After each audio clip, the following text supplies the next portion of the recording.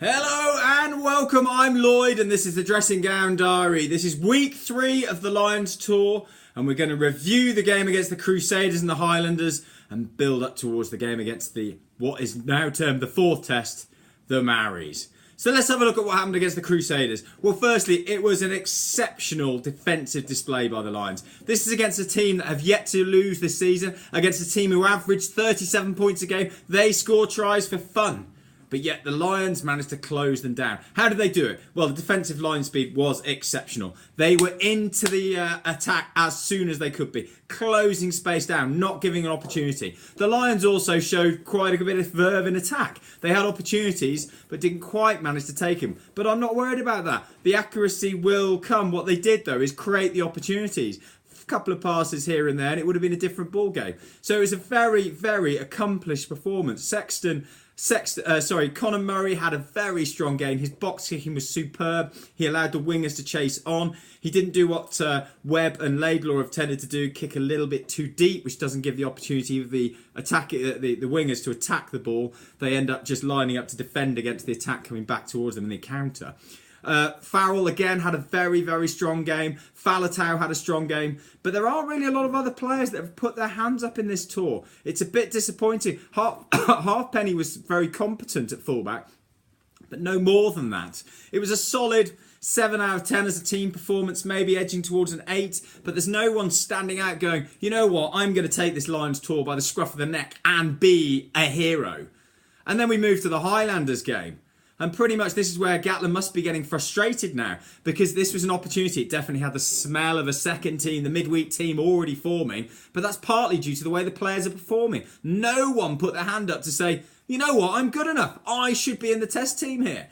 No one really did that. So that creates a massive problem at this early stage in the tour of how you bring players forward. I mean, I'm a bit frustrated with someone like Jack Noel and Liam Williams. They haven't really stepped up. They haven't shown the opportunity. Clearly, Hogg is a big loss to the tour, but that opens it up for someone else. No one's really taking it on. Second rows have been okay. Courtney Law's got bounced off for a try that really shouldn't have been scored. Gone off with a head injury. We'll see what happens. But, the midweek team, it is a midweek team. Warburton doesn't look on pace at the moment. What do you do about him?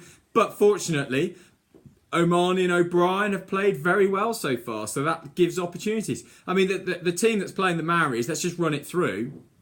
Vinopola at 1, Jamie George 2, Furlong 3, Itoje and Cruz are the second rows, Omani, O'Brien and Faletau as the back row, Murray, Sexton as the half-back pairings, Teo and Davis as the centres, and the back three of North, Watson and Halfpenny. Now that, for me, already looks the makeup of the test side. The only potential changes I'd maybe look at, there's still Owens has got a shout at hooker, and Wyn Jones will be in the makeup, I would guess, on the second rows. The back row, no one's really stepping up. CJ Stander, he's made a few mistakes. He's trying a bit too hard. Warburton is probably not fit, so Omani and O'Brien probably look nailed on at the moment for the flankers, and Faletau has made number 8 his own. I suppose the question really is, if Farrell is fit, will he come in at 10? In my mind, no question. If he comes in at 10, then perhaps fullback changes as well, because you might not have Halfpenny there. You might put Watson into fullback, who played well, and put Seymour perhaps on the wing, because Halfpenny, for me, doesn't offer enough in attack. But certainly I like the makeup of Teo and Davis. Teo has been one player who really has stepped up on this tour so far. Davis has looked good, but obviously took an early head knock, so hasn't really played much. So this will be a massive test, and if you want to have an idea of how big the test is, anyone that's had the opportunity to either watch the game or the highlights of New Zealand-Samoa that took place Friday evening New Zealand time after the Tonga-Wales game, it was 70-0. This is Samoa, who Wales struggle to beat. Traditionally, the joke, it's a good job they're not playing the whole of Samoa. New Zealand ripped them apart. Now, it was with running rugby. It was a dry night. Now, this is a question that the MD has asked me. Will the Lions perform better if it's raining? I.e., will they play a Northern Hemisphere tight rugby match and drag New Zealand down? I've maintained that the only way that the Lions can beat New Zealand is by scoring 3 or 4 tries as a minimum.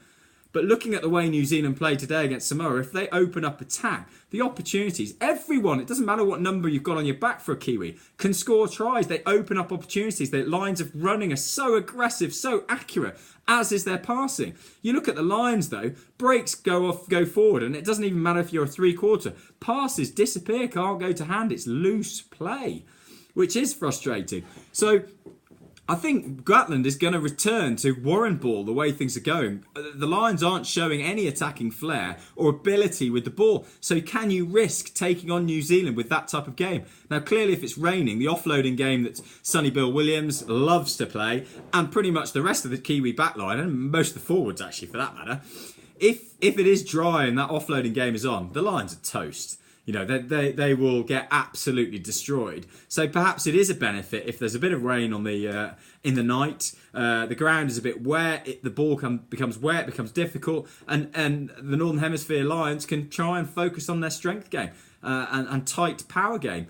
So look, the Maori game is a big test at 8:35 tomorrow morning. And let's just hope that Lions can get over the line. So far, we haven't had a Freddie's Flutter. They will come in play for the Test match series, and so will Theo's Try of the Week. Although I can't see at this stage many of those Lions options. Anyway, have a great weekend. Catch you in a bit.